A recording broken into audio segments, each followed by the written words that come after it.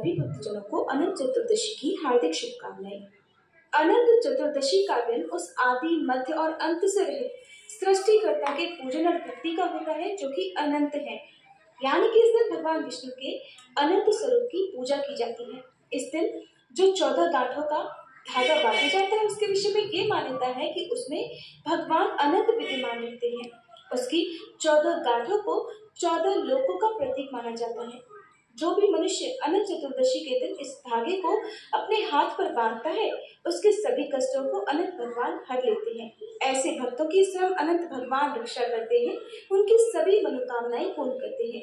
अनंत चतुर्दशी का व्रत और पूजन करने वाले भक्तों को समस्त भौतिक सुखों की प्राप्ति होती है, सभी रोगों का नाश हो जाता है, आरोग्यता की प्राप्ति होती है, वंश की वृद्धि होती है, घर में सुख समृद्धि बनी रहती है, संतान सुख की प्राप्ति होती है, मान प्रतिष्ठा के साथ ही ऐश्वर्य और वैभव की भी वृद्धि होती है।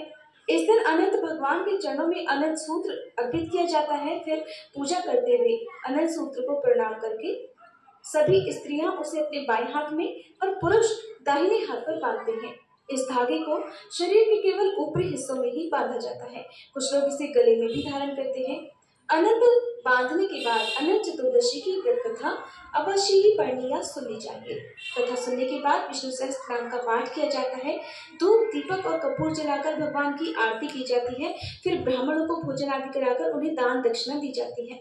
इस दिन केवल एक समय ही शुद्ध सात्विक भोजन किया जाता है। रात्रि में भजन कीर्तन करके जागरण किया जाता है। ये व्रत लगातार 14 वर्षों तक करना चाहिए। जब आपको लगे कि आप व्रत करने में सक्षम नहीं हैं, तो इसका उद्यापन करके ही आपको इस व्रत को छोड़ना चाहिए।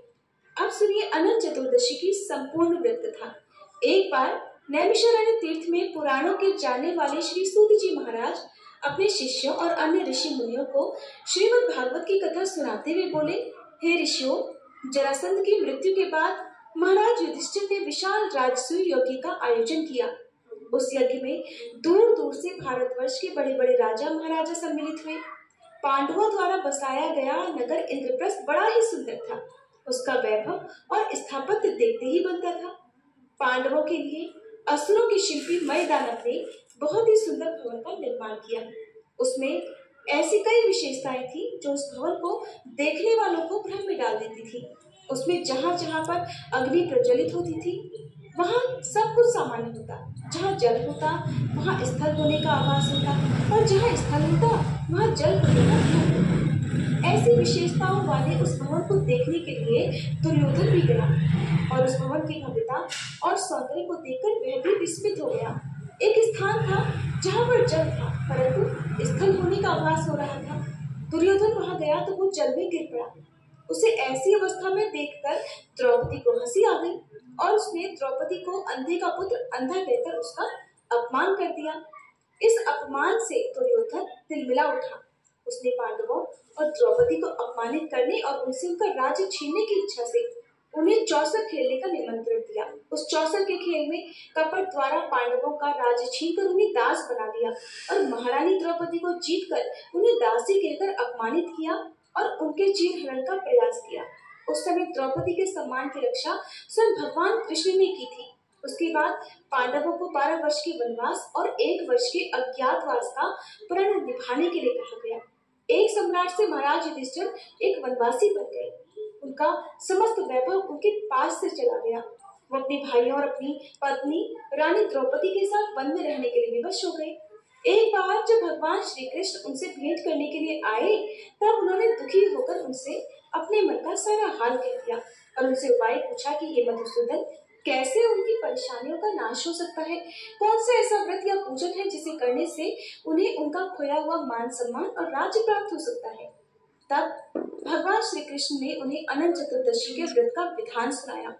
भगवान कृष्ण कहने लगे कि हे धर्मराज, अनंत भगवान का व्रत और पूजन करने से आपकी समस्त परेशानियों और दुखों का नाश हो जाएगा और जो कुछ भी आपने खोया है वो पुनः आपको प्राप्त हो जाएगा। आपकी सभी मनोकामनाएं भी पूर्ण होगी। ऐसा कहकर भगवान श्री कृष्ण ने उन्हें अनंत चतुर्दशी के व्रत की विधि बताकर उसकी कथा सुनाई। कथा के अनुसार अति प्राचीन काल में सत्युग के समय में एक ब्राह्मण हुआ करता था। उसका नाम था सुमंत। उसका विवाह वशिष्ठ गोत्र में उत्पन्न हुई भृगु ऋषि की सुंदर कन्या से हुआ और विवाह के बाद उनके उत्तम गुणों वाली कन्या का जन्म हुआ, जिसका नाम उन्होंने सुशीला रखा। सुशीला की अल्पायु में ही उसकी माँ का स्वर्गवास हो गया। तब उसके पिता सुमंत का दूसरा विवाह कर्कशा नाम की कन्या से हो गया। कर्कशा अपने स्वभाव के अनुसार ही बहुत दुष्ट और कर्कश थी। वह सुशीला के प्रति द्वेषपूर्ण भाव रखती थी, कभी उससे प्रेम नहीं करती और अपने पति से भी प्रतिदिन झगड़ा किया करती। समय के साथ साथ सुशीला की आयु भी बढ़ती गई और वह विवाह के योग्य हो गई। उसके रूप और गुणों की चर्चा सुनकर वेदों के ज्ञाता और मुनियों में श्रेष्ठ कौंडिल्य ऋषि सुमंत के पास सुशीला से विवाह की इच्छा लेकर आए। कौंडिल्य ऋषि ने सुमंत से उसकी पुत्री सुशीला का विवाह उनके साथ करने के लिए कह दिया। सुमंत ने खुशी के साथ अपनी पुत्री का विवाह कौंडिल्य ऋषि के साथ कर दिया। अपनी पुत्री को विदा करते समय उसे कुछ देने की इच्छा से सुमंत अपनी पत्नी कर्कशा से कहने लगा, तो उसने घर के सारे पुराने सामान और बारात के खाने के लिए, रास्ते के भोजन के लिए रात का बचा हुआ भोजन बांध दिया। ये सब सुशीला ने देख लिया। ये देखकर उसे बहुत दुख हुआ। उसे लगा कि जब उसके ससुराल वालों को ये सब पता चलेगा तो उसका कितना अपमान भी करेंगे, उसे उनका तिरस्कार भी सहना पड़ेगा। ये सोचकर उसके मन में आत्महत्या का विचार आया। जब मार्ग में एक नदी के किनारे रुके तो सुशीला नदी में डूबकर आत्महत्या के विचार से वहां पहुंच गई। वह जब वहां पहुंची तो उसने देखा कि नदी के किनारे बहुत सी स्त्रियां कोई पूजन कर रही हैं। सुशीला ने उन स्त्रियों से पूछा कि आप लोग ये क्या कर रही हो। तब उन्होंने बताया कि आज अनंत चतुर्दशी है और हम सब अनंत भगवान का व्रत और पूजन कर रहे हैं। इस पूजन को करने से सभी मनोकामनाएं पूर्ण हो जाती हैं। तब सुशीला ने उनसे अनंत चतुर्दशी के व्रत और पूजन की विधि पूछी। तब एक स्त्री ने उसे बताया कि हे सुशीला, ये अनंत चतुर्दशी का व्रत है और इसमें भगवान विष्णु के अनंत स्वरूप का पूजन किया जाता है। पूजन के बाद 14 गांठों वाला धागा शुद्ध करके स्त्रियां अपने बाएं हाथ पर और पुरुष अपने दाएं हाथ पर बांधते हैं। इस धागे को बांधते समय अनंत भगवान से प्रार्थना करें कि हे अनंत देव, आप इस संसार रूपी सागर से मुझे पार लगाओ, मेरा उद्धार करो और आपको मेरा बारंबार प्रणाम है। फिर इस कामना के साथ इस अनंत सूत्र को अपने हाथ में बांधे और अनंत भगवान का ध्यान करें। तब सुशीला ने वही व्रत का संकल्प किया और पूजन करके अपनी बाईं बाह पर 14 गांठों वाला एक सूत्र बांध दिया और अनंत भगवान से प्रार्थना की कि हे प्रभु, आप तो सब कुछ जानते हैं। आज मेरे ससुराल वालों के सामने मेरी और मेरे पिता की लाज रखना, मैं आपसे बस यही मांगती हूँ। ऐसा ध्यान करके जब सुशीला वापस उसी स्थान पर पहुंची तो उसके पति ने उससे पूछा कि वो कहाँ गई थी। तब सुशीला कहने लगी, आज अनंत चतुर्दशी है और मैं नदी के किनारे अनंत भगवान का पूजन कर रही हूँ।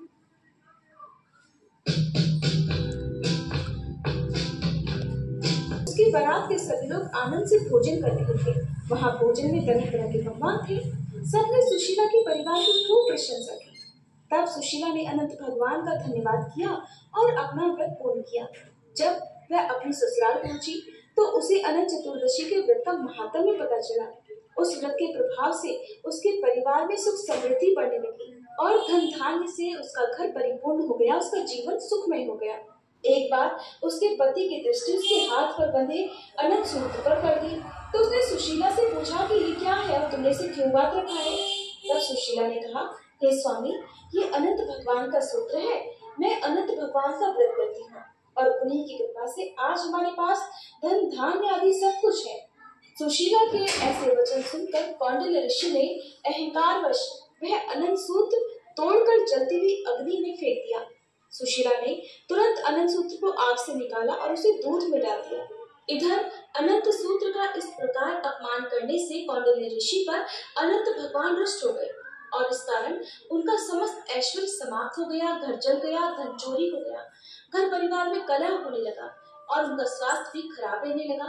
तब उन्होंने अपनी पत्नी सुशीला से कहा कि अचानक ये क्या हो गया, हमारा सारा धन वैभव नष्ट हो गया। तब सुशीला कहने लगी कि स्वामी, ये सब अनंत भगवान और उनके उस सूत्र के अपमान के कारण हुआ है। तब कौंडिल्य ऋषि को अपनी गलती का पश्चाताप हुआ और उसका प्रायश्चित करने के लिए वे तप करने और अनंत भगवान के दर्शन की इच्छा से वन को चले गए। वन में पहुंचकर कौंडिल्य ऋषि इधर उधर घूमकर सबसे अनंत भगवान के विषय में पूछने लगे। वन में उन्होंने एक फलों से लदा हुआ पेड़ देखा जिसमें कीड़े पड़े हुए थे।